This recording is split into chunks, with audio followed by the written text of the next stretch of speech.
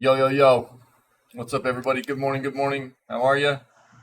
Happy Sunday. Happy Sunday. Happy Sunday. Starting off the day well with banning somebody out of chat. That's fun.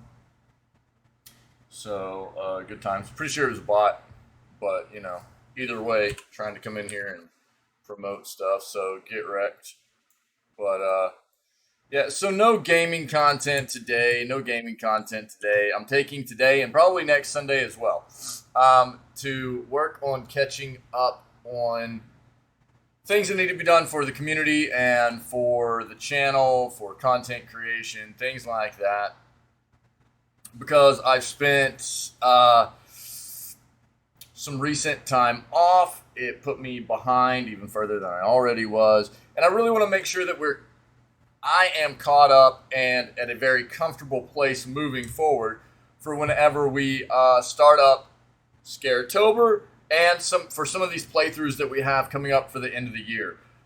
So I've got some catch up to do on content creation on the side of just getting some past playthroughs up into YouTube, highlights made, and then some things that I'm trying to get done for the community, for you amazing people, to make the channel and the community just a more exciting, more fun place, right? So that's basically why there will be no gaming content today or probably next Sunday, aside or no content, no live stream stuff, aside from just the news segment, okay? But that's the plan. That's the plan. And so on that note, what we'll do is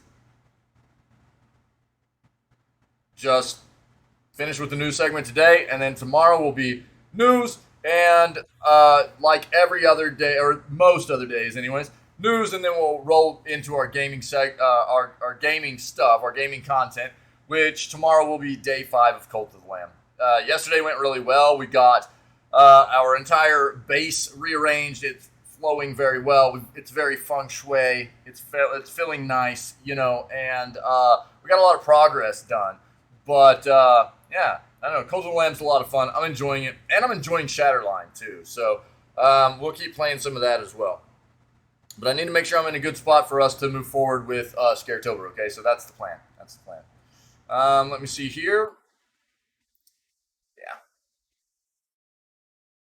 nice. All right, all right. Let's get over here. Let's do what we do. Hope everybody's day is going well. It's good to see you guys.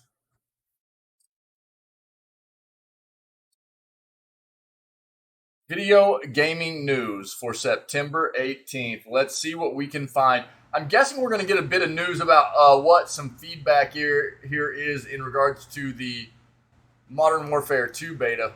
I'm hoping, anyways.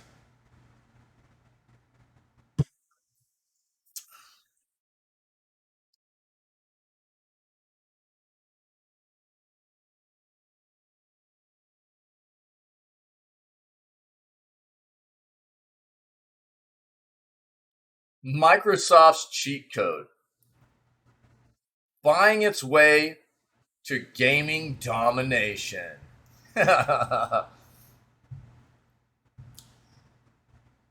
Another alleged GTA 6 leak, this time with video. This is the only reason I'm pulling this up. If it had just said alleged GTA 6 leak, I would not be looking at this. Let's take a look at what this video has to offer, though. Best Star Wars games go on sale for $10. Let's see what that is.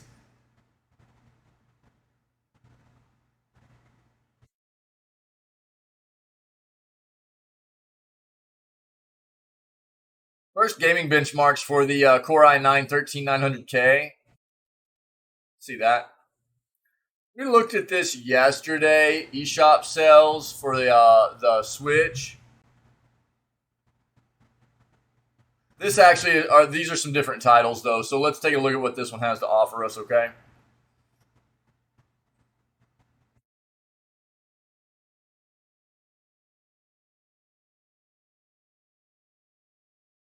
Game Pass losing 12 more games soon. Let's see what we're going to be missing out on or losing in Game Pass coming up very soon, okay?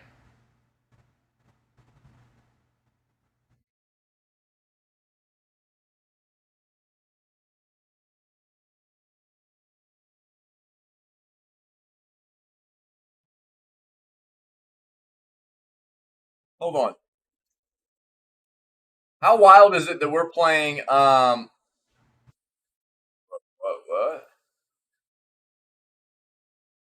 Oh, that was weird.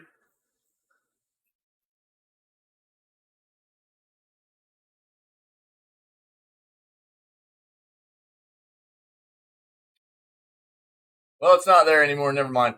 Um,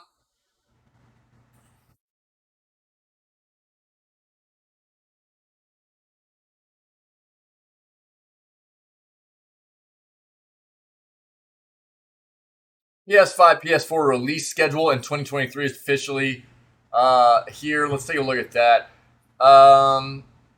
FF16 producer teases trailer and release date. Okay.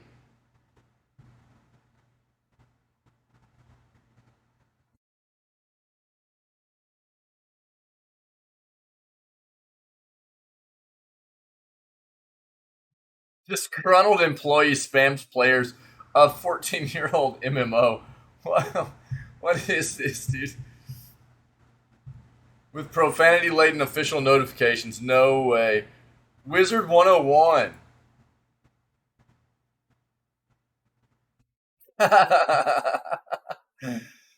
We'll read that. That's wild. We'll read that.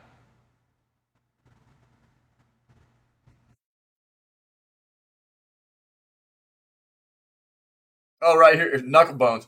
Knucklebones is actually a little mini game within the game that we're playing right now, Cult of the Lamb. That's wild that this came up right now. But this is talking about real knucklebones used for gaming and divination found in Israel. Like, that's a bit different.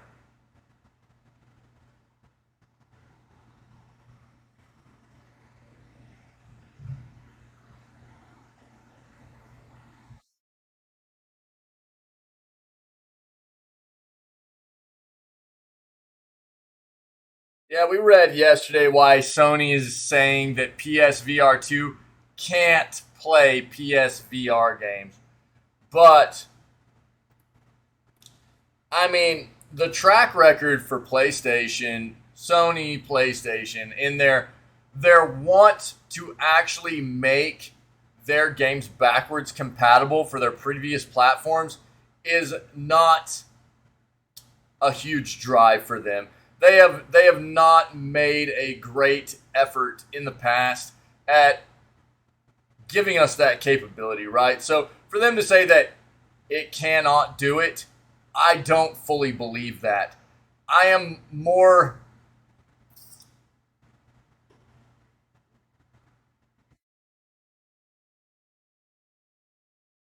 just under the impression that Sony just doesn't care to invest the time, effort, and money in giving us that capability because they just don't care, you know.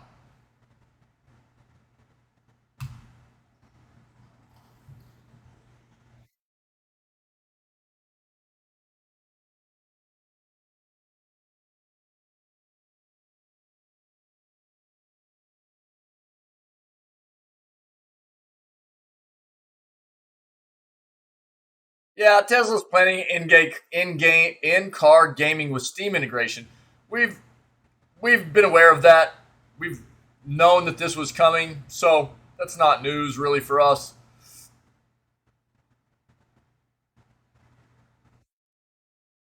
We read about that yesterday. Ooh, 40K CRPG Rogue Trader reveals more companions. Rogue Trader looks like a really cool game. Let's take a look at that.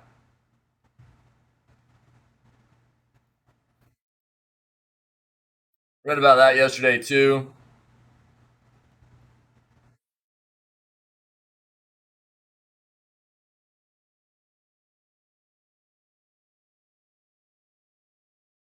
Go ahead and pivot here. Let's go into our other. I can't type. I can't type.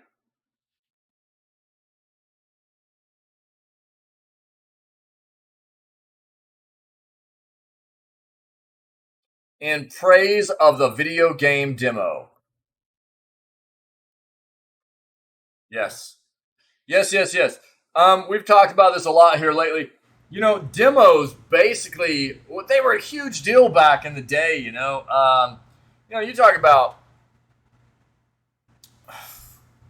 15 years ago, demos were everywhere. Early PlayStation, early Xbox days, demos were all over the place. Um, and it was a great thing. And then they basically became non-existent. They became these dinosaurs. Like like you talk about them, but it was like something that almost it was almost like they weren't ever really a thing. You never saw them anymore. Now all of a sudden they're making this. They're getting there's a resurgence, if you will, of developers incorporating demos for their titles. And I think I'm not going to dive into this, but we've talked about it a lot. I think the big reason being is that so many gamers have gotten this feeling of being duped by very bad content, very bad software being presented to us after it being hyped up, whether it be a mess to try to play and riddled with bugs and game-breaking issues or what have you, or just not following through with the promise of content that the developers told us the game was going to have upon release. Whatever the case may be,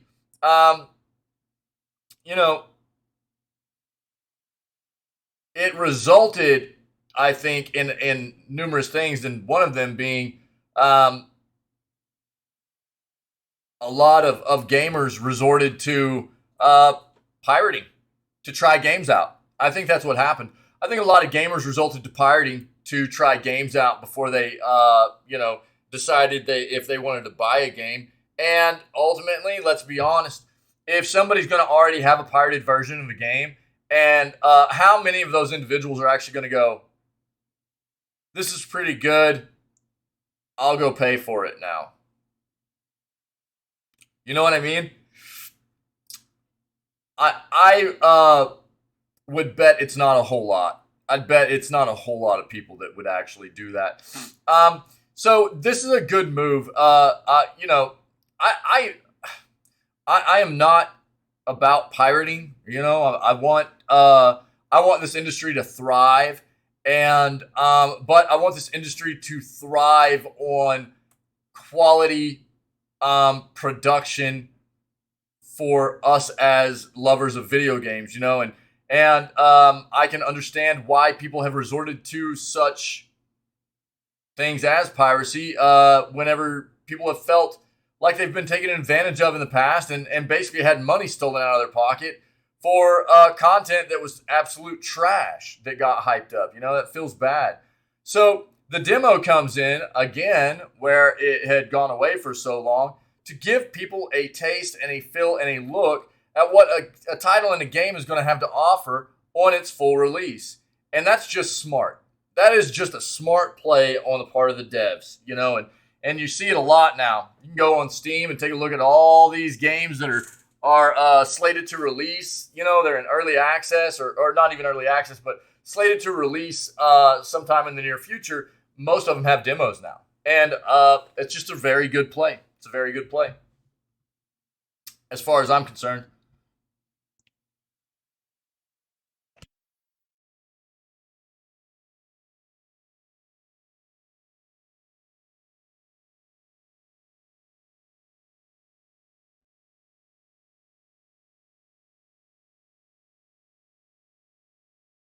We've talked about GoldenEye coming to both Switch and Xbox. Look, there's like this.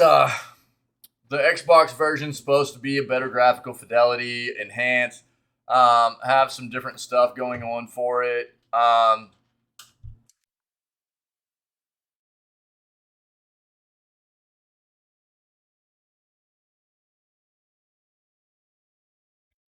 Sorry, guys.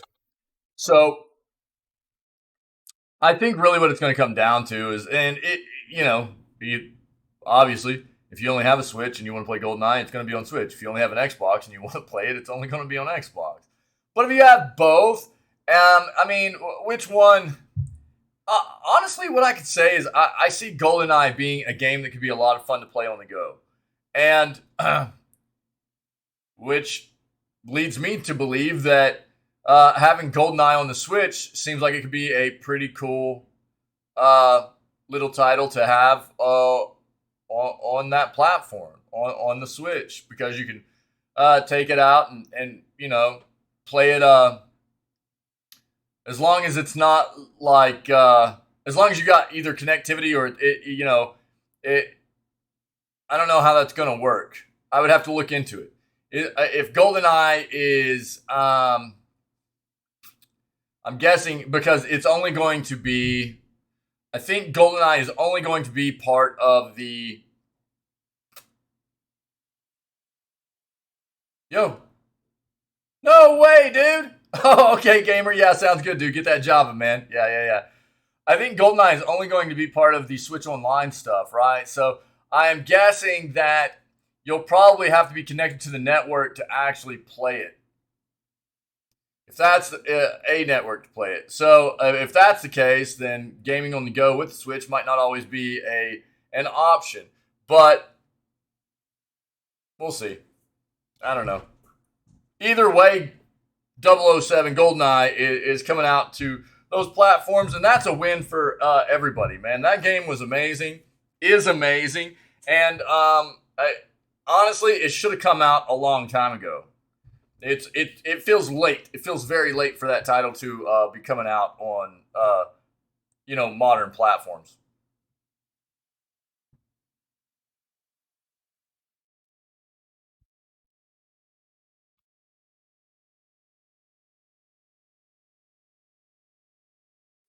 Take a quick look at this. 5 major announcements at Tokyo Game Show 2022. We've seen a little bit of stuff coming out of the Tokyo Game Show already, but let's take a look.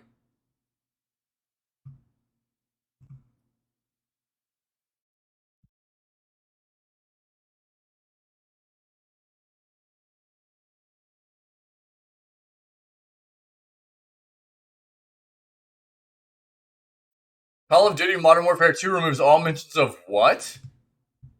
Let's see what that's about.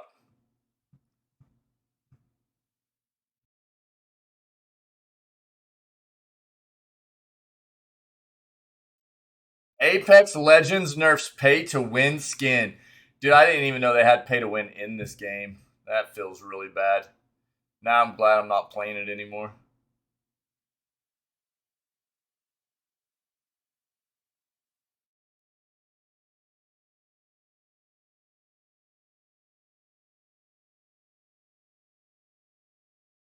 Skyrim gets surprise update? What? All right, let's go one more page, see what else we got, and then we'll move into these articles, start reading. We read about this yesterday. EVGA is no longer making graphics cards.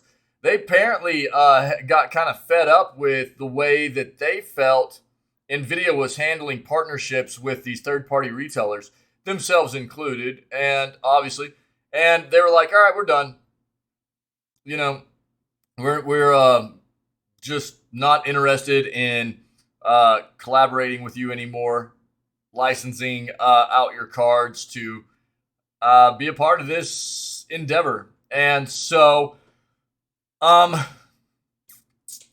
was actually it was kind of astonishing news to me. EVGA has always made NVIDIA cards, man, for the longest time, anyways. And my thought, yes, I mean, we looked at it yesterday. So if you're interested, go look at September 17th edition of Video Gaming News. We dive into it. It might be this exact article. But my initial thought here is, because there are a lot of manufacturers, third party manufacturers, businesses that take the NVIDIA cards and make their own versions of them, right? I mean, whether you're talking about Gigabyte or Asus or MSI, there's a whole slew, man. Of I'm not enough Java this morning, but my initial thought process here is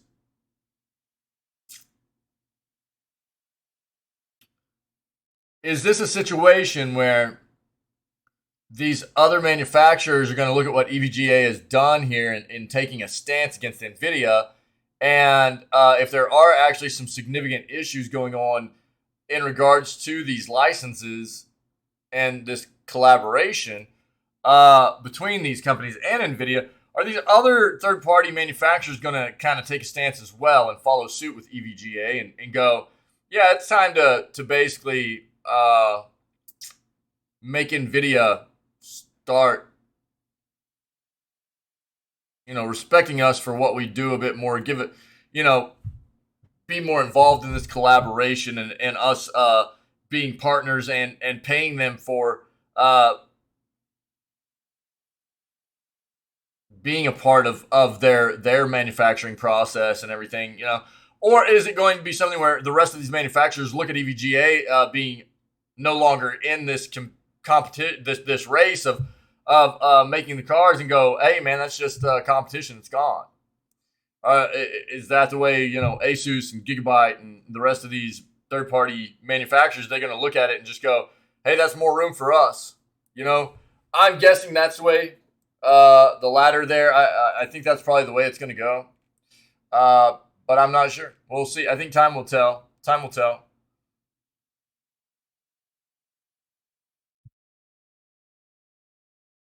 My Minecraft survey gets expected answers after asking what improvements players want. Okay.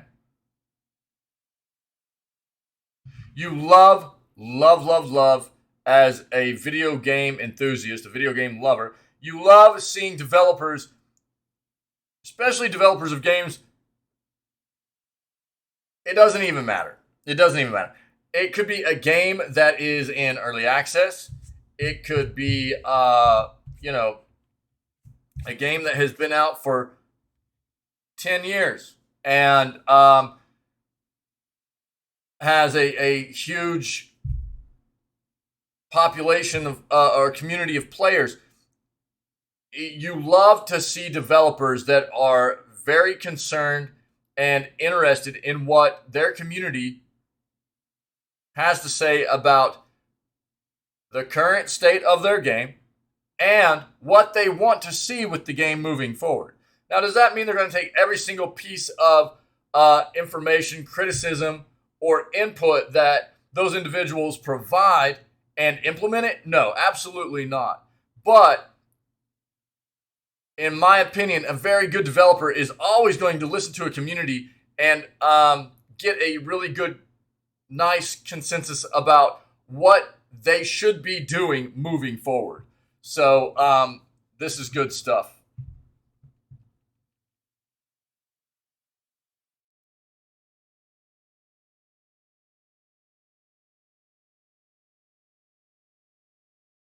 3070 Ti graphics cards could soon get a big upgrade. What? Let's see what that is.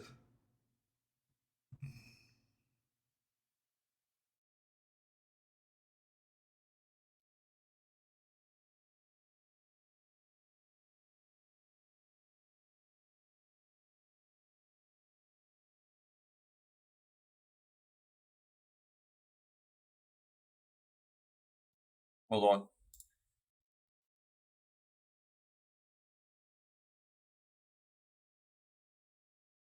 All right, let's see what's going on with G4 here. We heard there was potentially some bad stuff going on with G4 TV again, and we'll see what's going on there.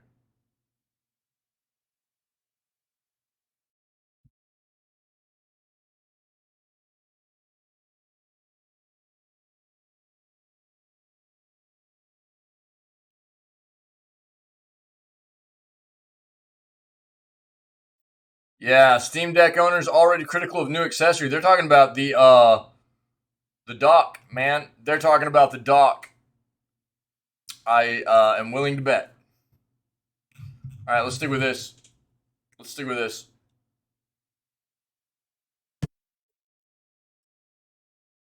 Let's go. Steam Deck owners already critical of new accessories. Steam Deck users who are growing impatient during their wait for an official Steam Deck dock. Yep. May have grown even more irritated this week after some images of the accessory surfaced online. It's apparently present during the Tokyo Game Show ongoings for people to see, its design has attracted some criticisms from those who since wondered why it only boosts one USB-C port. Yeah, we read that yesterday. That port seems to be reversed for the device's power supply. Excuse me, reserved. I need more coffee.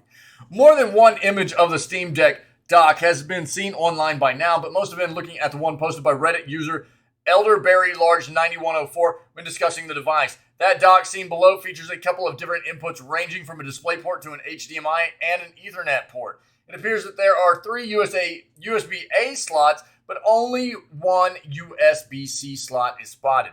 The fact that it's an issue and that it has a plug symbol above it indicates that the sole USB-C connection is required to power the device. Yep. We saw it yesterday. It's that exact design decision, assuming this is indeed the final design, that's not gone over well so far with people who've been critical of the lack of additional USB-C ports.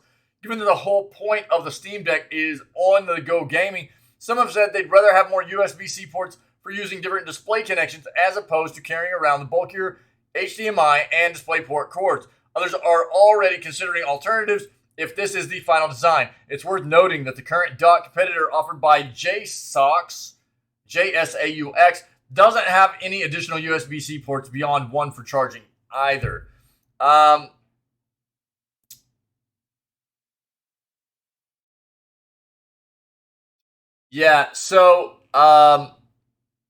But here's the deal. If the JSOX alternative, or JSO, however it's stated, man, is relatively similar and provides the same functionality and is at a lower price, which one are they going to buy? So there we go. We kind of read about that yesterday. We already had seen that early impressions of Steam Deck's dock were not good, primarily because of the lack of USB-C ports. I mean, that was my big. Again, if you look at yesterday's news segment, you'll notice that what I've been saying, that's my one big criticism about the Steam Deck from the get-go, is that it feels weird to me that they didn't at least have some kind of basic dock to come out with this device in the first place. It didn't need to be anything elaborate to begin with. It just needed to be something functional. Something that they could dock, people could dock, have an HDMI, a display port on it, to allow people to dock the device up to a monitor or a TV, and a power supply to it. I mean, it didn't need to be something extremely, a lot of different capabilities or anything. It just needed to be something basic, just like the Switch does. Switch comes with a dock, man, and I think that's something that they kind of missed out on there with the Steam Deck, is having maybe different docks and a very basic functionality one to begin with for people that buy the dock that just comes with it for free, and then potentially a much more elaborate one with more ports and things like that for people that are looking for a better dock in the outside of what comes with the device initially. I think that would have been a better play, man. Honestly.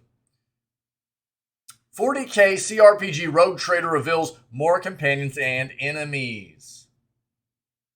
That's a great piece of art. Warhammer 40,000 Rogue Trader is an upcoming CRPG from Owlcat Games, whose previous games Pathfinder Kingmaker and Pathfinder Wrath of the Righteous both came with entertaining companions to recruit and sometimes romance. Who knows whether there will be room for the latter in the 41st millennium, but there will definitely be some recruiting going on. Over a series of blog posts, Owlcat has detailed some of the companions your Void Ship Captain will be able to choose from. Most recently, there was Cassia, or Celio the Navigator, a three-eyed mutant like all members of the Noble Navigator Great Houses, whose gift lets her perceive warp space without going mad. Also, if she flips up the tiara, hiding her warp eye, anyone who looks into it will die. She's got that going for her. Then there's Pasquale Hanuman, Magos Explorator, a cyborg tech priest of the Adaptus Mechanus who faces a schism among the faithful. Random vote time. Let's go, guys. I can't type. Let's go. They join two companions previously revealed, Abelard the Seneschal and Adira Tlas the Unsanctioned Psyker, who are both crewmates of your predecessor seen in the trailer. We haven't seen any more of the Space Wolf or the Sister of the Battle from the key art, however. Owlcat's most recent news summary also rounds up 3 of the backgrounds players can choose from for their own character. A commissar, an ex-criminal, and a naval officer with a wonderful mustache. Then it shows off some of the enemies you'll be facing. First up are the Aldari, 40k Space Elves, and it seems like we'll have opportunity to fight both the Drukari, sadomasochistic Dark Elf Bondage Pirates, nice, and the Asuryani, hyper-specialized High Elves, who live on Craftworld spaceships after the loss of their homeworlds. Why is it the elves that always lose their homeworlds? What is that? The Asuryani are noted as coming from a craft world of Owlcat's own creation rather than an existing one. Chaos will be another foe with daemonettes of Slanish and horrors of Sinch, known alongside mutated Chaos Spawn. To help fight them, we'll apparently get cyber zombie servitors and Sicarian Rust Stalkers, who are elite assassins provided by our friends in the Adeptus Mechanicus, as well as an arsenal of bolter, last guns, plasma weapons, flamers, and chainswords, which is nice. Concept art of several locations also sneaks in with the bridge of our void ship. Overgrown stationary in Aldari ruins, a manufactorum, and the world of football being depicted.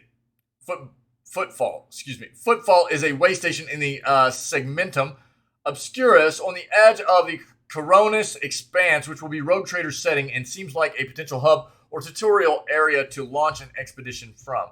No release date for Warhammer 40k Rogue Trader has been given yet, but there is an alpha plan for this year with a beta following next year. If you'd like a 40k game to play in the meantime, here's every Warhammer 40k game ranked.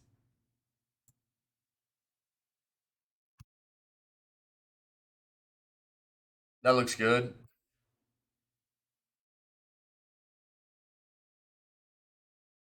That's nice. I like that. Oh, yeah. Oh, yeah. Nice. Oh, yes.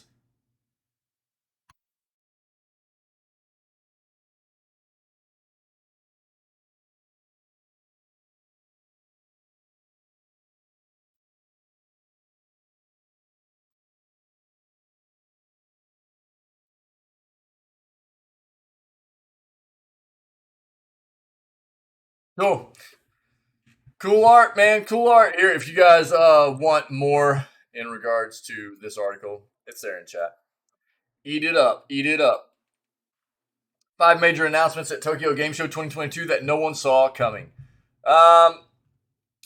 These are the most awe-inspiring reveals and showcases from the Tokyo Game Show 2022 that took fans by surprise.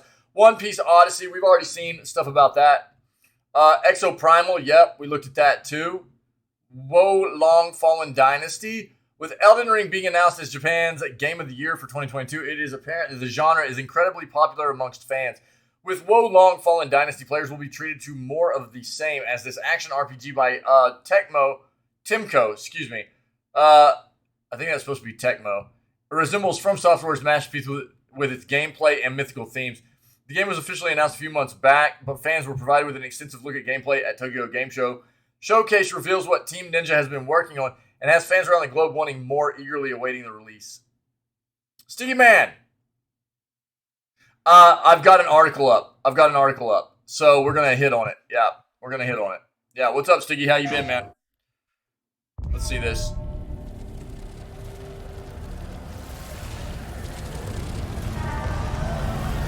Yeah, we've got an article up about the GTA 6 stuff.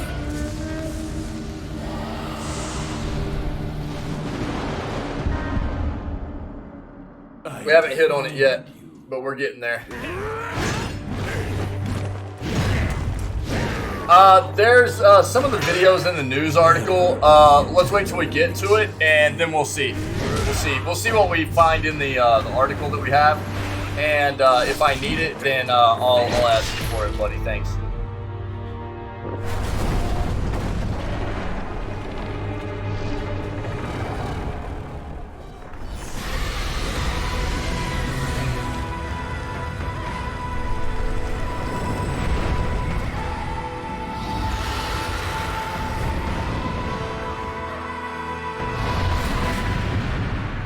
Oh, Will Long Fallen Dynasty. There we go.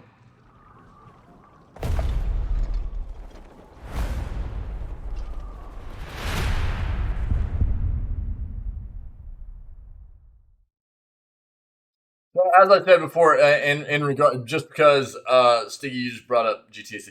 Here's my thing with GTA 6. It is so hyped, dude, for so many people. So GTA 6 is so hyped for so many people. I literally am at this point in the news segments only diving into anything that could be substantial.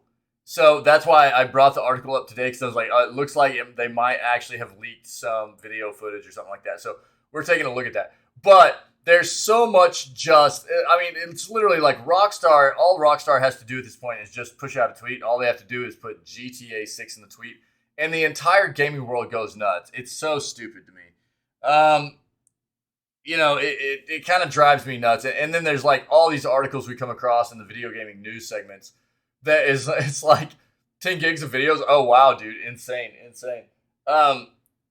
There's like all of these articles we come across. It's literally just a bunch of speculation, it's people just, trying to, they're basically just like shoveling coal into the hype train, you know what I mean, about what could be happening with GTA. There's nothing, most of what we come across, I'd say probably about 80 to 85% of the articles we come across for GTA 6 have nothing substantial in them. It's just like a whole bunch of speculation and like people feeding the hype monster, and so quite often I'll pass up GTA 6 stuff nowadays. But, if it has something substantial, then I dive into it. And that's what I saw this morning, was that it looks like there might be. So we'll read that article, and if it feels like there might be some more that we need to take a look at, I'll see if I can grab it from you. Okay, Stiggy? Thanks, buddy. Kiriko in Overwatch 2. Yeah, we got news about this before. There was some unofficial leakage on this front. Then we read the official stuff about this as well, but I haven't seen the gameplay trailer. So Overwatch has a new character coming out, Kiriko. Overwatch took the gaming world by storm when it released in 2016.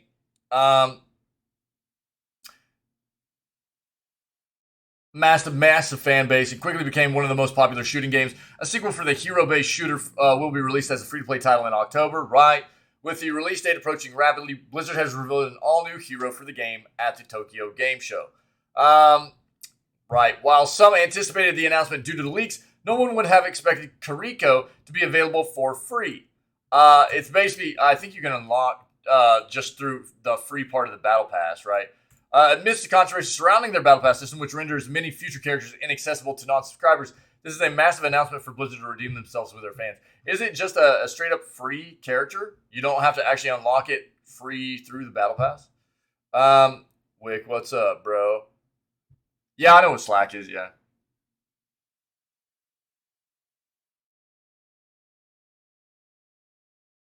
Yeah.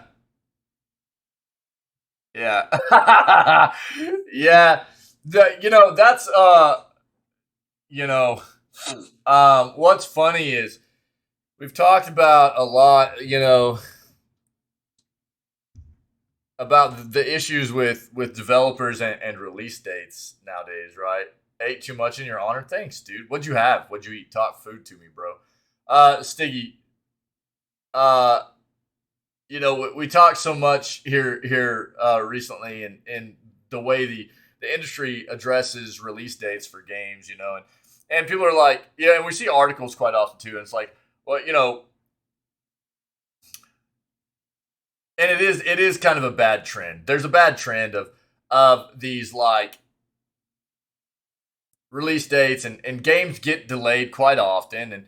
And look, I think we would all rather a game get delayed, right? We'd rather a game get delayed than feel bad, and we've all, I think, experienced that. Yeah, we don't want a game to be released prematurely and feel like a piece of crap. So delay is absolutely something that, while it might feel bad to an extent, sometimes it's understandable to allow the game a bit more time to be fleshed out. But when you talk about certain titles that have been delayed maybe, 6 times within a 4-year period, you're going, there's something wrong, or, you get these big release windows now and it's like, it's coming out in 2024. And it's like, dude, that's 365 days, why don't you just that's like so tentative. And there's always and that's why I always say that when we come across these news segments too. It's like, look, they're giving an entire 365-day window for this to release. So just take that with a grain of salt and understand that there's always the potential for that's just a tentative thing. They might come out with a date within that time frame and they say this is when it's going to release.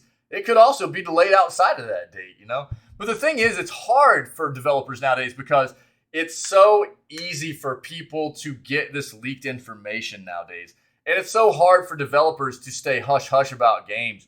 There's so many people that are really good about data mining information and getting leaked info on games and stuff. It makes it hard for developers to stay quiet about the titles they're working on, yeah. So I don't know, man. It's a tough thing for the industry as a whole to really work their way around, and it's a really weird situation nowadays. General So's, all right, let's go. Lo mein noodles, fried rice, bro, making me so hungry.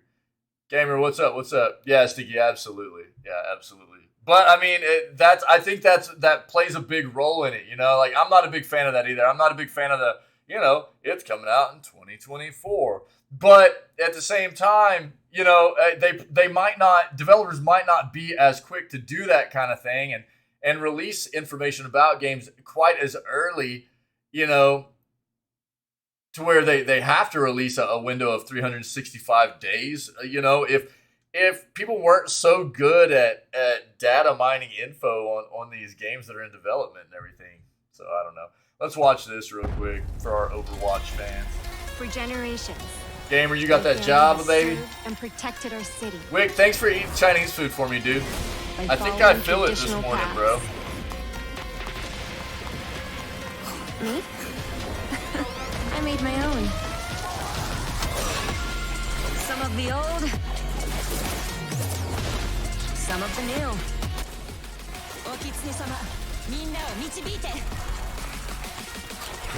Much better.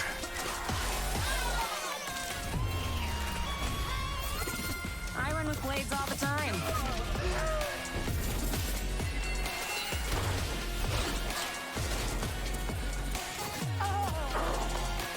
Come on, Shimada.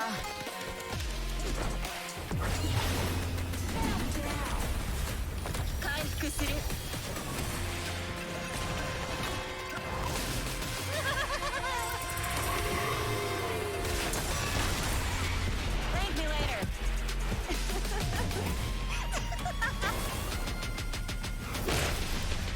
Let the Kitsune guide you. 門は開かれた。狩りが始まるよ。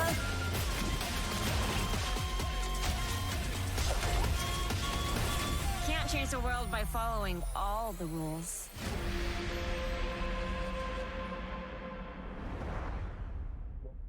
Yeah. Good, gamer, good. Got that Java. Yeah, dude. Yeah, you're like, oh man, I might be able to handle that game. That doesn't look too fast, dude. Then you get in there and it's like, you just get slaughtered. That's me, dude. That's totally me. Yeah. So, I can't tell from this, and I thought we had read previously that Kiriko was, obviously I already knew a free character, but I didn't know if Kiriko was actually inherently just free right away, or if Kiriko was something you had to unlock. I can't remember at this point. This makes me feel like Kiriko's just free. Just free. But I thought it was part of the free part of the battle pass for some reason. But either way, whether you have to grind the battle pass a little bit to get Kiriko or it's the character's just free naturally. Oh yeah, Sticky, yeah, absolutely, yeah. So there you go, Deathloop, yeah, yep, Deathloop. Yeah, released in September 2021. We already read about this. Yeah, it's coming to Xbox Game Pass. Yep. So we heard about that too. So most of this we'd already seen, but if you guys want a deeper look, this is basically because we didn't watch. The Tokyo Game Show was huge, and there was a lot of streaming stuff from it.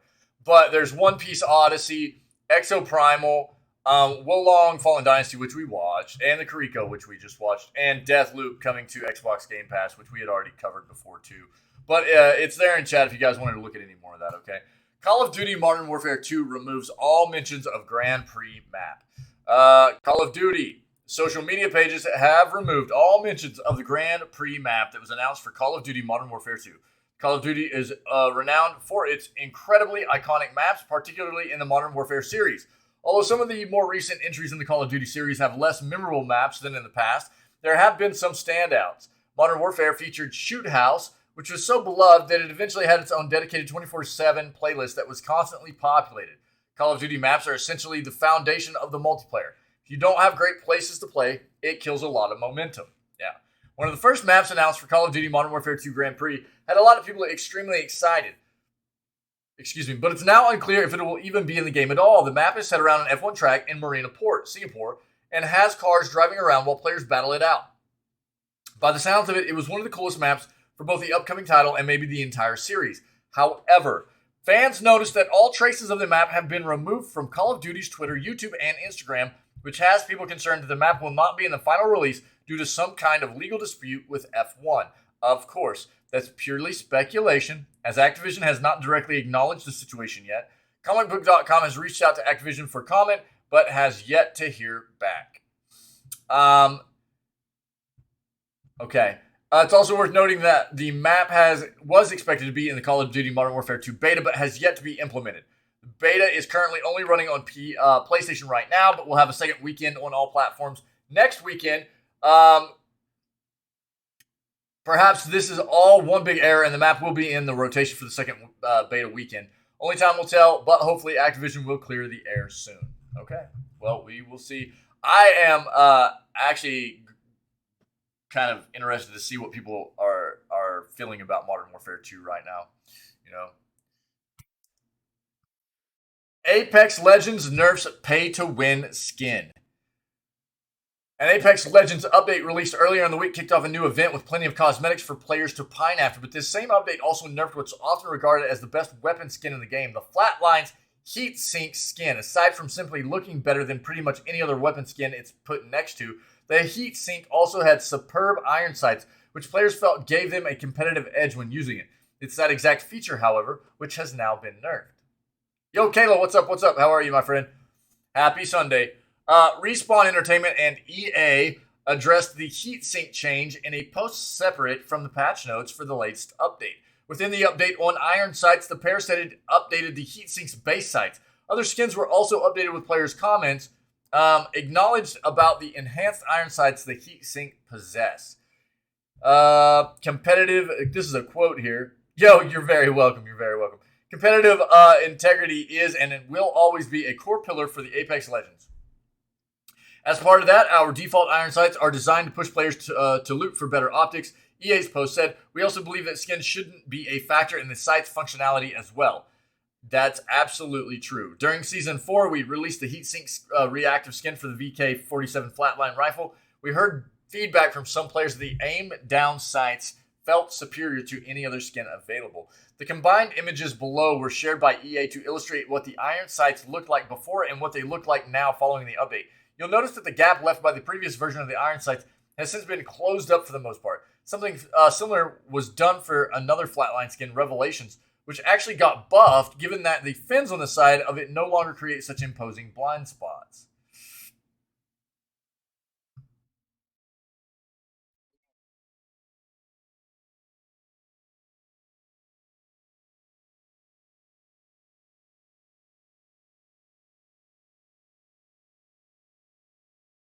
It would have been nice for them to do this side by side, man.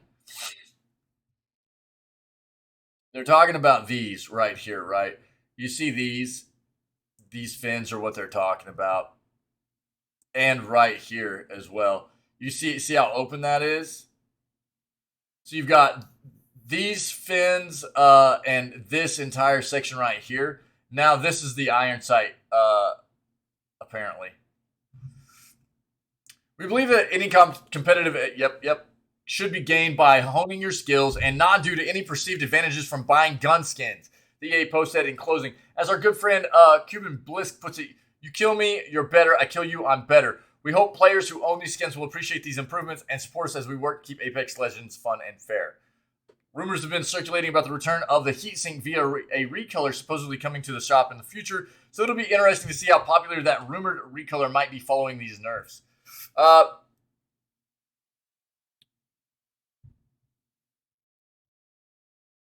Yeah, they're definitely more of a challenge. That's absolutely true. And I think that challenge is varied depending on, what style of gun you're running. Apex has a wide range, like most FPS guns do, or FPS games do. Whether you're talking about like a shotgun to a, submachine gun, a light machine gun, a sniper. There's a wide range of guns, and iron sights are always going to add a bit of a challenge, and even to a greater extent, depending on what kind of gun you're running. Absolutely, yeah. So there you go. That's actually, as far as I'm concerned, that's a really good move on their part. You shouldn't. I am not a fan of pay to win. I don't like it, man. So seeing a company take a skin from a gun and alter it to be more in line with the iron sights across the other variations of other weapons feels appropriate to me. Elder Scrolls V Skyrim gets surprise update. Skyrim hasn't gotten an update with an accompanying set of patch notes in a while now, but that changed this week when the game got a surprise update, including a number of different fixes and adjustments that'll be relevant to those who dabble in the game's Creation Club elements. That especially means those who have the game's Anniversary Edition and all its Creation Club inclusions will benefit from this in particular. Language files updated. Teleport pet spell works again. Dwarven armored mud crab. Farming. Shrines at your homestead are now free to use when survival mode is enabled. Goldbrand. Cultists will now stop spawning and attacking the Arcanium indefinitely. Headman's Cleaver. Namesake weapons can now be enchanted. Fixed wrong names in the journal.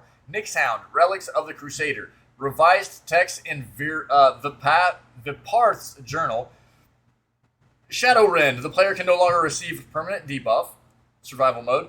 An issue with arrow weights was resolved because the Dromora Gatanas now has the Daedric Gauntlets of Negation, justifying his ability to wield Scourge. Oh, that's cool. Typo fixes. Fishing. Fixed bug where if the player owns multiple Hearthfire homes with aquariums fish would only be displayed on the fish racks in one. Steel Soldier. Fixed issue where legs would disappear when worn with certain base game dresses. That's awesome. And Xbox specific. Fixed instances where the main menu and Creation Club menu could become unresponsive. Fixed issue when downloading creations after purchasing Anniversary Edition upgrade. Here you go. If you guys need to rehash these updates for you Skyrim fans, there you go. Minecraft survey gets expected answers after asking what improvements players want. Again, look, whenever I brought this article up, what I was saying was, I don't care if a game is in early access or if a game has been out for a decade.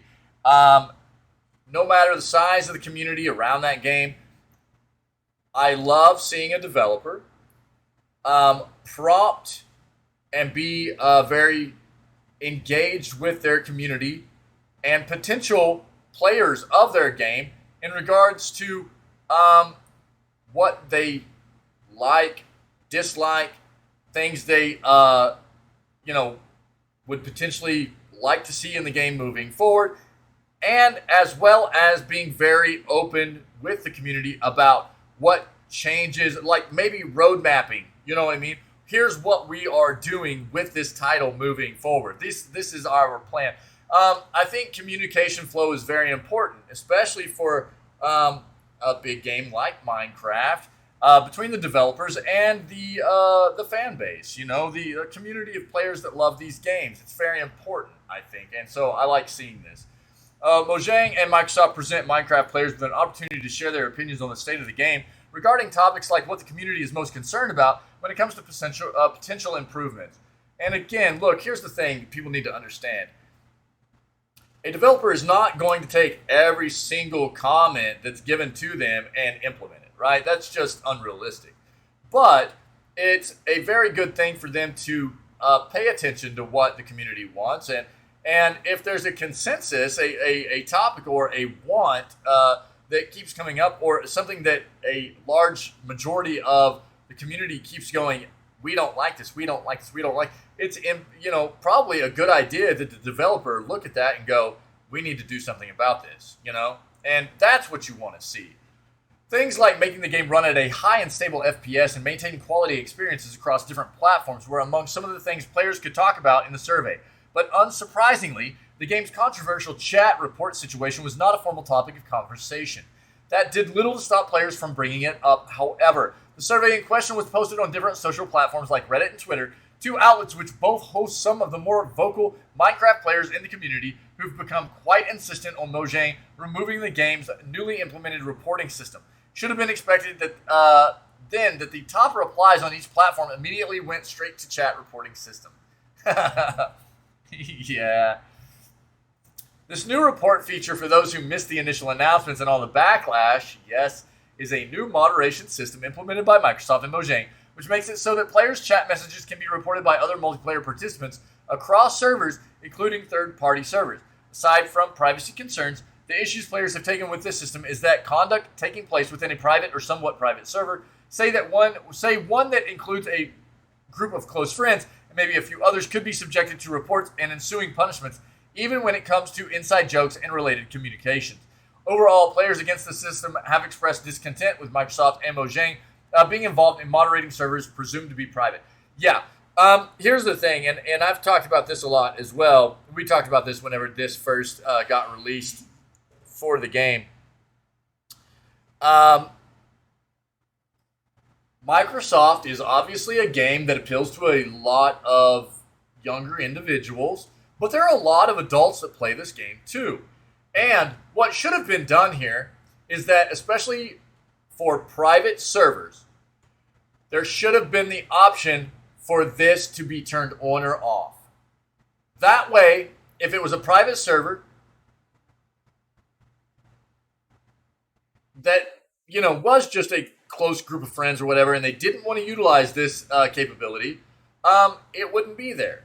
And I think that was the best way to go about it. But I do think that it's good that these types of community online service kinds of games incorporate ways to report people, because any kind of online service game, there tends to be some very toxic things that can happen, toxic people that engage, and there needs to be a way to report and get rid of those people. But, especially in private servers where you've got just groups of close people playing together, and they don't necessarily want to have a closed server that incorporates this kind of mechanic, then, why should they have to?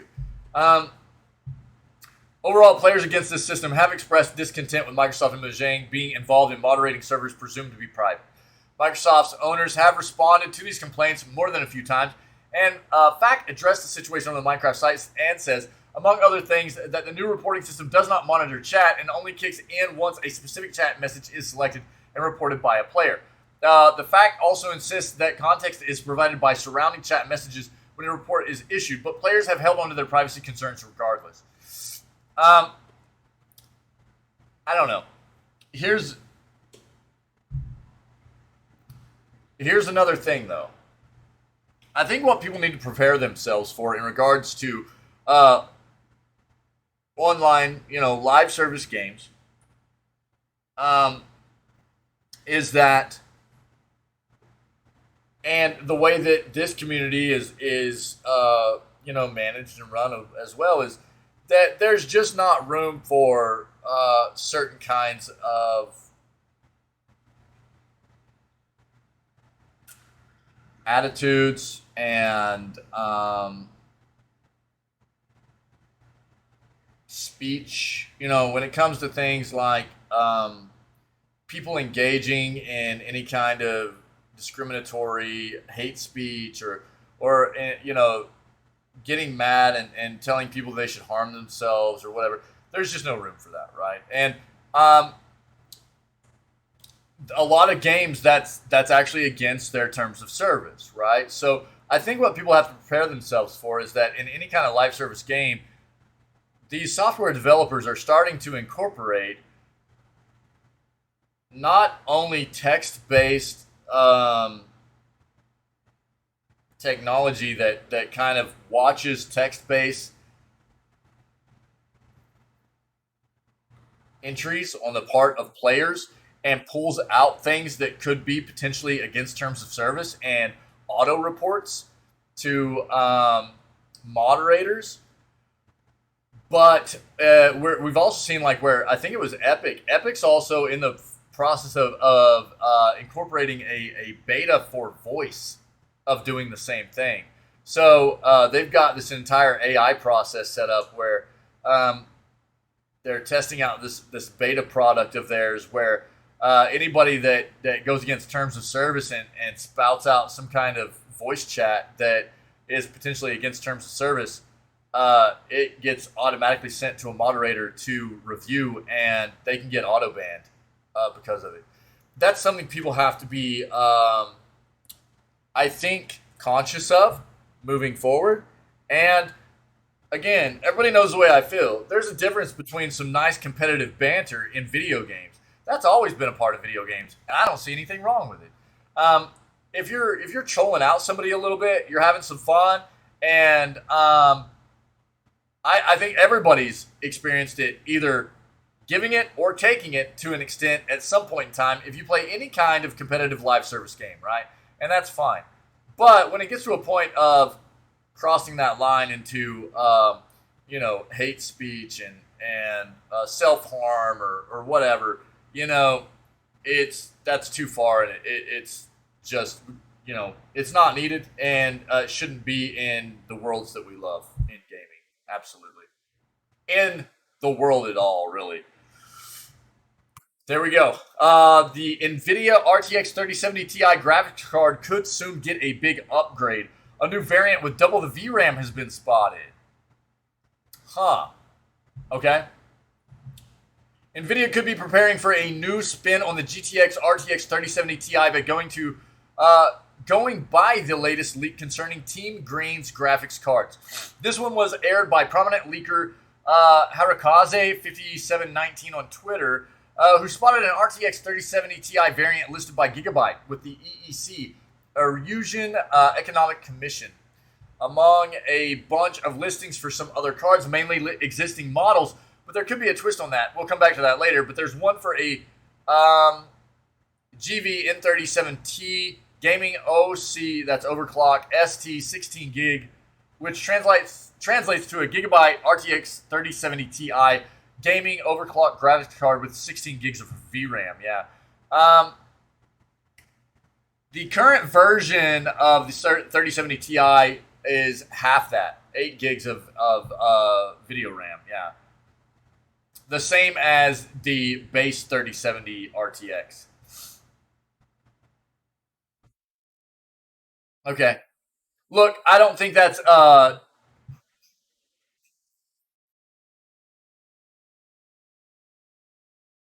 this is kind of something you'll see from time to time, especially because look, we're like 2 days away, I think, from NVIDIA actually announcing their 4000 series graphics cards. So what sometimes will happen is, as you get the new series of graphics cards come out, they'll do some tweaking with their like TI versions of the previous series and things like that. Occasionally. So this is cool. It's good. But this is probably going to be like the base of what the 4000 series cards come out at, and then they'll probably eventually go higher than that moving forward with their TI cards, something to that effect. So we'll see, though. We'll see. Very soon, we'll see. After arriving again, G4 TV hit with the main setups in nearly 12 months. 3 assets tell Kotaku that G4's budget was in poor form for a while. Bosses were tasked with looking for value financial savings anywhere conceivable. Sounds like it made a few months ago when he met the president of the G4 and explained how concerned his trade was, proposed unrealistic profit targets for the next 12 months. The workers felt blindsided. One supply mentioned because of the loss of transparent targets for the measurement of wealth towards as much time as they were. This is not written fantastic.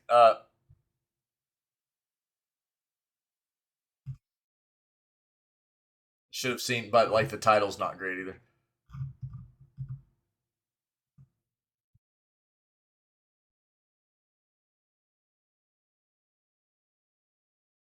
I think the gist to take here is that G4 is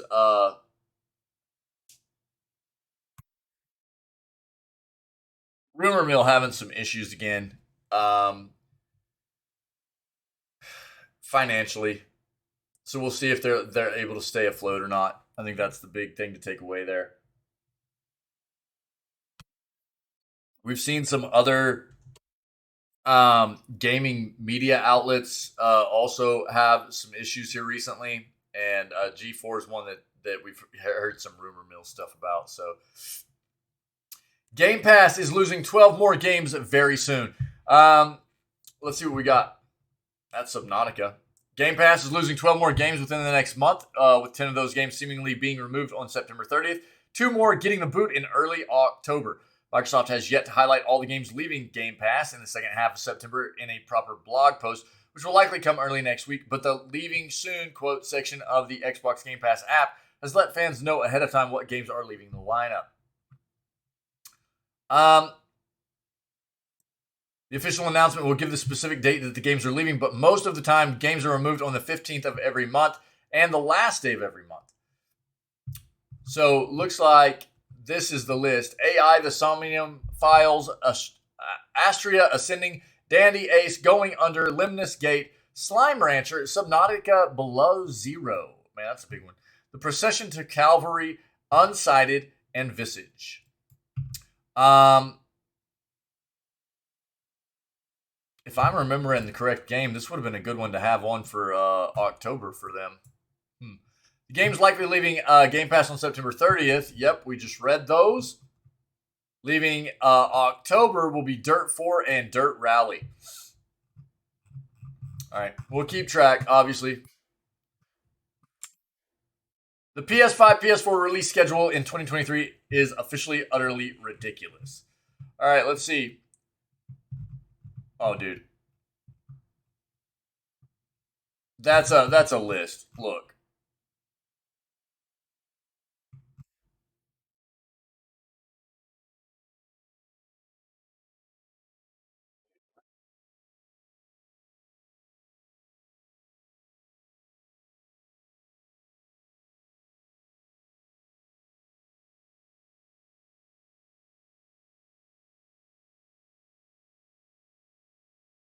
Yeah, okay. Woo, okay, here we go. Ready? I'm reading this out. 2023 is genuinely shaping up to be one of the most outrageously packed years for gaming that we've seen in generations. Without further ado, One Piece Odyssey. Now, this is going, and I'll link this in chat so you guys can take a look at the dates as well. I'm not going to read the dates off. This is going in order by, like, from January all the way through the year down into, like, games that are just slated for the year, right? So you can see, like, Wolong Fallen Dynasty 2023. And a lot of these actually have that, like, tentative just date for the year. But the first roughly probably 15 of these do actually have at least a summer, winter date, stuff like that. One Piece Odyssey Forspoken. That one's been delayed 2 times already. Dead Space. Deliver Us Mars. Dead Island 2. Hogwarts Legacy. Wanted Dead. Like a Dragon Ishin. Octopath Traveler 2. Destiny 2. Lightfall. Resident Evil 4. Tales of Symphonia Remastered. Tales to Assure. RoboCop. Rogue City. Blazing Strike. Final Fantasy 16. Grim War. Once More. Final Fantasy 7 Rebirth. Alan Wake 2. Arc Raiders. Arc Raiders looks cool. Assassin's Creed Mirage, Atlas Fallen, Blasphemous 2, baby. Let's go. Cyberpunk 2077, Phantom Liberty. That's the new expansion DLC. Diablo 4, Dragon Ball Z Kakarot. Uden Chronicle, 100 Heroes, Eternites. Grand Blue Fantasy Relink, Exoprimal, Fatal Frame. Mask of the Lunar Eclipse. Firewall Ultra, Layers of Fear. Lies of P, baby. Oh, dude. That's... Ooh, I can't wait for some Lies of P. I hope they do a good job on that. Like a Dragon Gaiden, The Man Who Erased His Name, Marvel Spider-Man 2, Mega Man Battle Network Legacy Collection, Pacific Drive, Persona 3 Portable, Persona 4 Golden, Pragmata, Process of Elimination, Sea of Stars, Sherlock Holmes The Awakened, Star Wars Jedi Survivor, Star Wars Tales from the Galaxy's Edge Enhanced Edition, Stellar Blade, Street Fighter 6, Suicide Squad, Kill the Justice League, Sudoku 1 and 2 HD Remasters, Sin Duality, Chia, The Legend of Nuyuda, Boundless Trails. The Plucky Squire. This looks really cool, too. Plucky Squire does. The Wolf Among Us 2. Trails into Reverie. Wolong Fallen Dynasty. There you go. All right. Lots of titles. And we'll see. Look, I mean, dude, we were just talking about this. It's so many of those titles you can see have tentative dates of like 2023, right? Dude, just assume that there are a good chunk of those titles that are going to push back into 2024. Probably. Here's the thing to take into consideration as well. The gaming industry runs on a fiscal calendar that runs from the beginning of April of one year through the end of March of the next year. So quite often what will happen is you'll have games that are slated to release in like the last half of 2023, say, right? Like those games, a lot of those are slated for a 2023 release. And especially the ones in the last half of 2023. If they need to delay, they'll go, it will come out by March 31st because they still want to release in that fiscal calendar, okay? So just understand that that's probably going to be the case for a chunk of those games, all right? FF16 producer teases trailer and release date news.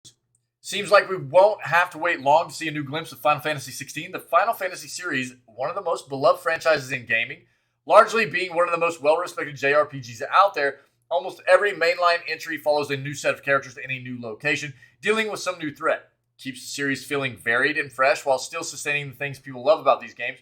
With Final Fantasy 15, the series moved to real-time combat as opposed to turn-based and appears to be the future of the mainline series releases going forward as Final Fantasy 16 is doubling down on these systems.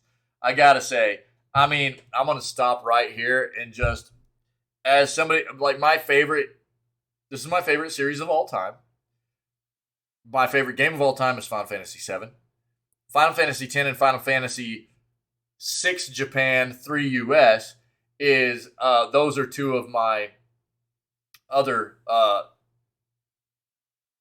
very like top 10 games of all time. You know, I love Final Fantasy. And I am really getting to a point where I am really scared of Square. I'm really, really scared of Square Enix anymore. And everything that I mean, they're very, very vocal about, you know, what they're doing moving forward. It's all blockchain. It's all NFTs and oh God.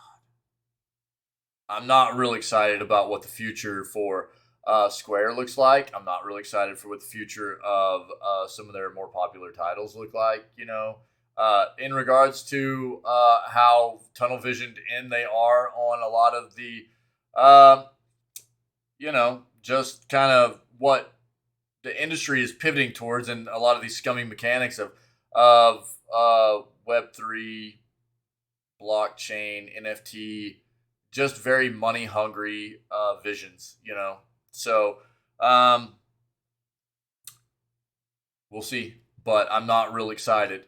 Fans are anxiously awaiting more information on Final Fantasy XVI, as it looks to be yet another unique entry into the series. It has already established its exceptionally dark tone and seems to be aiming for an mature rating, a first for the series. Naturally, fans want to see how this new approach... yeah, I know, Psych. What's up, dude? How are you, buddy?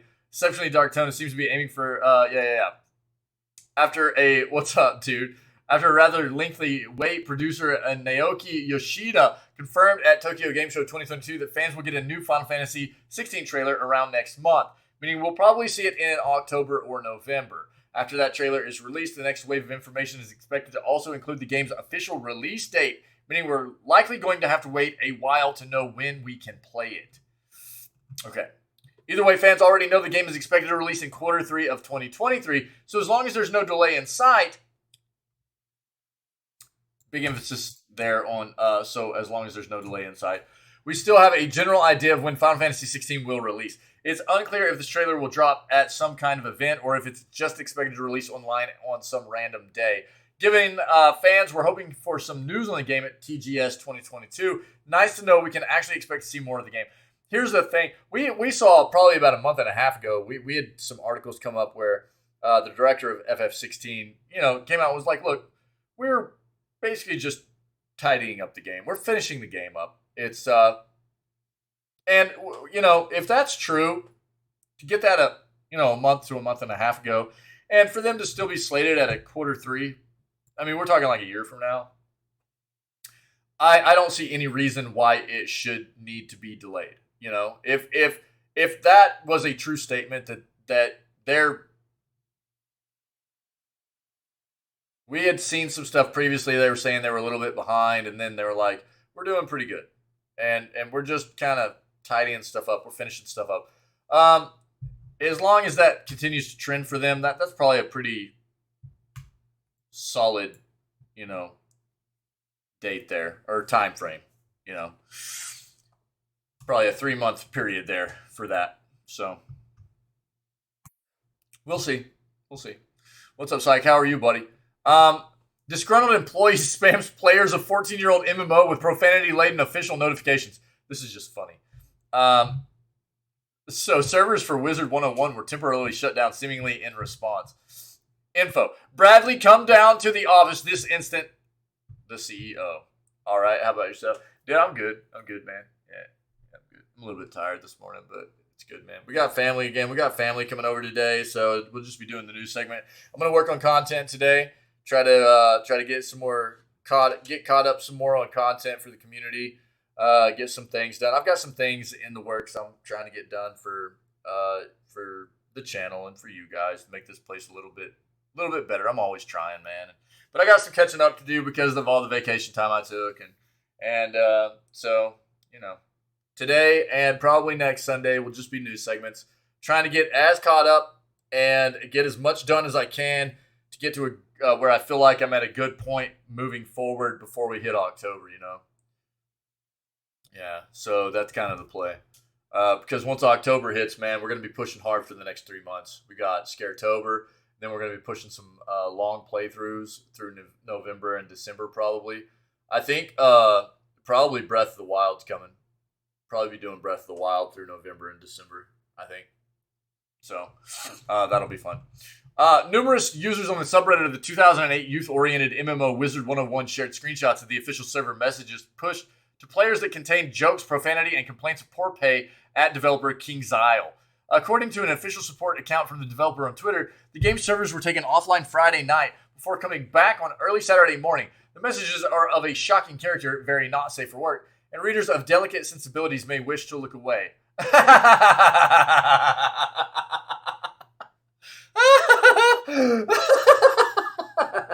Oh man.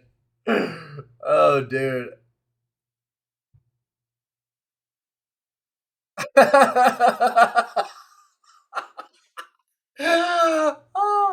Wow, harrowing stuff. That one comes courtesy of user YellowVit on Reddit's Wizard 101. Several of the other messages are similarly brief and direct. This game is, there you go, you can read it. Another message shared by user Jacob Still reads, others speak to an employee's deeply comprised relationship with King's Isle management. User Scumpfoolery shared a collection of server messages complaining of the pay and working environment at King's Isle. My favorite is the next world is my boss's a-hole. Incredible poetry that the one Bradley come down to the office this instant. The CEO from Disco Potato Go is also quite good. Some of the messages are relatively nonsensical trolling. A fan favorite of the subreddit seems to be a snippet of dialogue from Walter White in Breaking Bad shared by Lytic Girl. Another one advises players of a non-existent payout of in-game currency. Clearly someone employed or until very recently employed by King's Isle had a bad week. The conspiracy theorist in me wonders if this could be some aggressive form of guerrilla marketing for the game. We probably wouldn't be reporting on it at PC Gamer or otherwise, for example.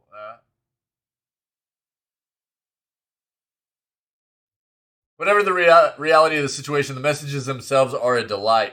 There's something particularly desolate about seeing them in Wizard 101's house font. Comic Sans. Hating on the infamous font is a bit gauche in the year of our Lord 2022, but it still really adds to the effect here for me. It's pretty funny, dude. That is actually hilarious. All right, here we go. Stiggy. This is what Stiggy came in and was like asking if we had already come across this today, but here's another alleged GTA 6 leak, this time with video. Footage shows two playable characters, a man and a woman. A user on GTA forums by the name of Tipo Tuber Hacker, who say they were also behind a recent Uber hack, has posted 90 videos they claim come from a test build of GTA 6 running with GTA 5 and 6 source code and assets. Screenshots and clips from these videos are doing the rounds on YouTube, Twitter, Reddit, and elsewhere, and they do seem to line up with details from the recent GTA 6 leak, as well as an earlier one, both suggesting it will have multiple playable characters, one a woman, and be set in and around the Miami-esque Vice City. In one video, a player character named Lucia robs a waffle restaurant with an accomplice named Jason, taking hostages like they're in Pulp Fiction.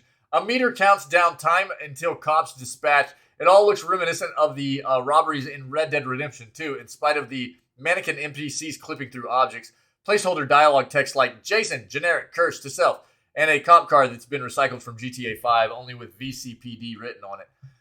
More convincing is the footage showing a poolside conversation between a male player character and a couple of redneck associates, YouTube, Twitter. Dialogue like, oh yeah, he's dead, is he? Just like there's a country called Finland. Comes off as extremely Rockstar, and the voice acting quality checks out. Plenty of other stuff here that smacks of Rockstar 2. The notification saying, what's up, message received during a sequence in a strip club suggests a parody of WhatsApp, which seems like an extremely Rockstar thing to do, as does setting entire scenes in a strip club complete with detailed pole dancing. Yeah. The previous GTA 6 leak claimed the game has been in development since 2014, was originally codenamed Project Americas. These files, which have the word Americas in their names, and some of which show a version running on a PS4 dev kit, may well be several years old. Still, if they were legit, they confirm the broad details of the previous leaks, which made it sound like a game that would probably wouldn't be done until 2025. Who knows when a PC version would arrive? Basically, don't hold your breath. Here's what I'll say. Yo, Stiggy. I don't want to watch him in this news segment because I don't want to get a DMCA strike on YouTube, man, when I post this from Rockstar. Can you post a link to the videos you have in Discord? And that way, if people want to check them out, they can check them out in our main Discord channel. Would you be able to do that? Or you can just link them to me and throw me a whisper on if you want to do that. Just DM me on Twitch or whatever and hook me up with the link, and I can throw them in Discord for people to take a look at, whatever. If you don't mind, buddy. But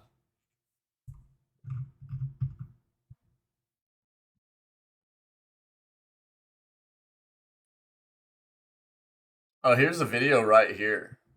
We'll watch this after the news segment. Let's watch this after the news segment here. That way I don't end up getting some kind of like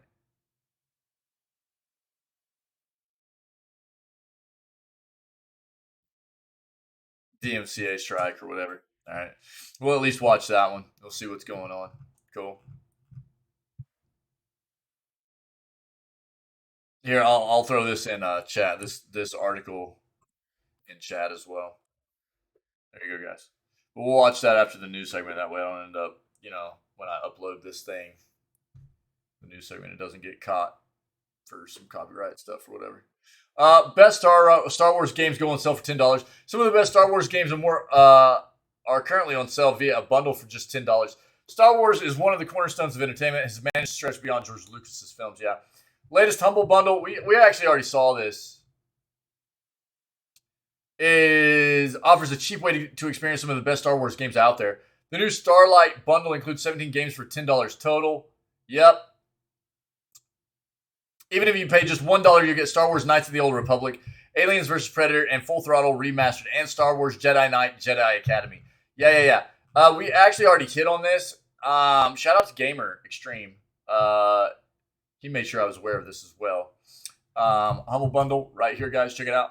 So for $10, you get all these titles. $10. Yeah. Pretty cool. Pinball games. There's some really nice titles. Dude, Knights of the Old Republic and stuff. Pretty cool. So if you're interested, I'll throw this in chat as well. There you go. Cool.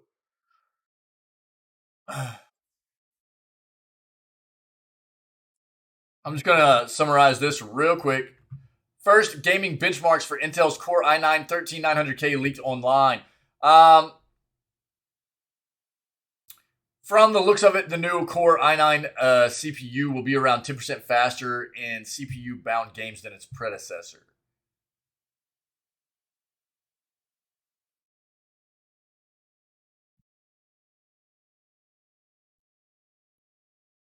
And that's all he gives us. Here's the thing. What you need to take a look at is AMD's got some new processors coming out too. Dude, what is it like is it a 7900?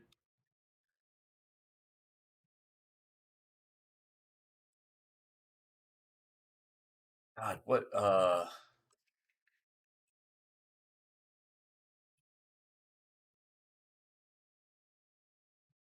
God, what are the 7000 series? Yeah.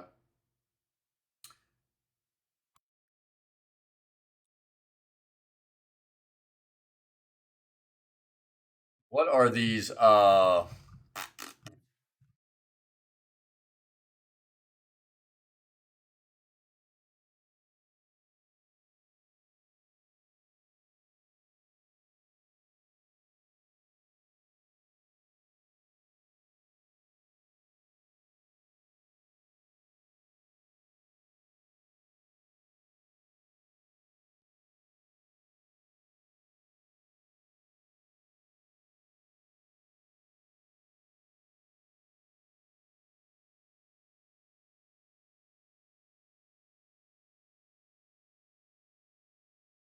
what I'm looking for, man.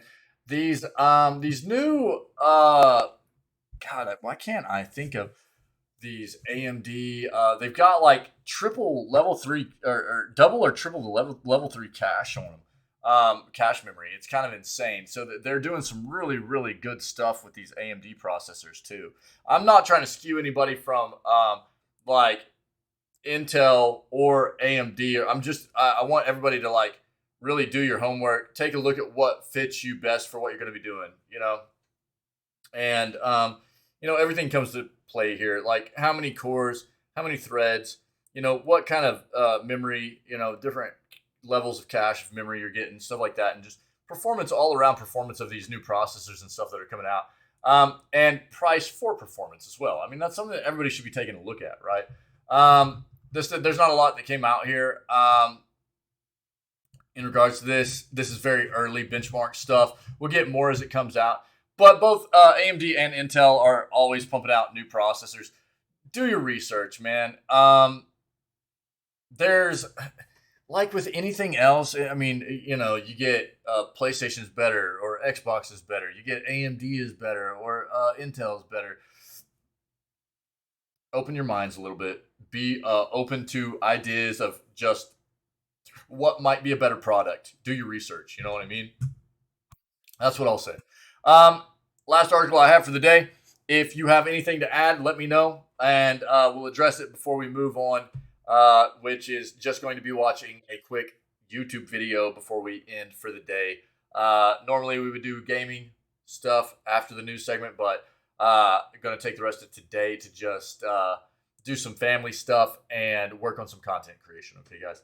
But let me know if you have anything that I should be addressing before we move on. Nintendo Switch eShop sale cuts major games to lowest prices ever. We saw some of this yesterday, but these are some new titles that we didn't touch on yesterday. Oh,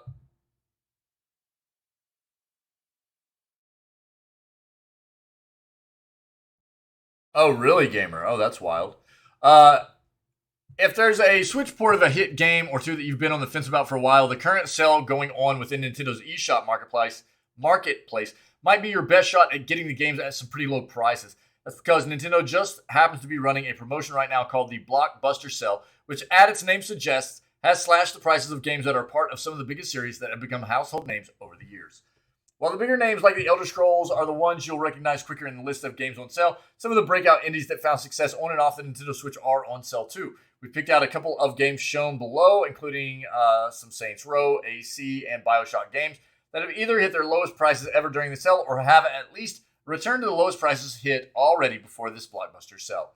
So, the titles they've got listed: Assassin's Creed 3 Remastered for $10, BioShock the Collection for $10. That's a really cool, I mean, dude, BioShock, especially, BioShock's a great series, and it holds up. It's an older series now, but it holds up. They're making BioShock 4 now. But in my opinion, especially the first two were very, very good. And $10 for the entire collection, pretty solid. Saints Row the third, full package, $6. Overcooked 2, a little over $6. Persona 5 Strikers for $24. Elder Scrolls 5 Skyrim for $30. Hades for $15. Great game. Grand Theft Auto The Trilogy, the Definitive Edition for $30. Lego Harry Potter Collection for $10. And Spyro Reignited Trilogy for $20.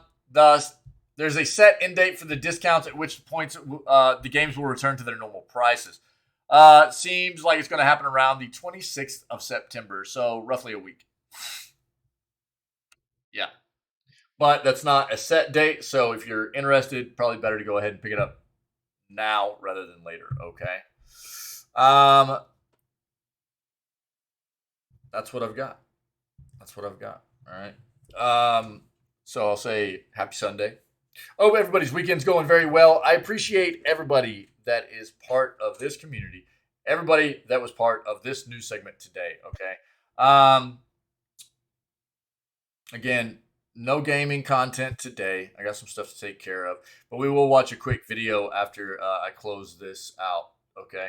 But if you are checking out this content on YouTube after it's been live, then see what you can do if you're enjoying it about coming and hanging out with myself and the rest of this amazing community when we go live 6 o'clock a.m. CST every single day.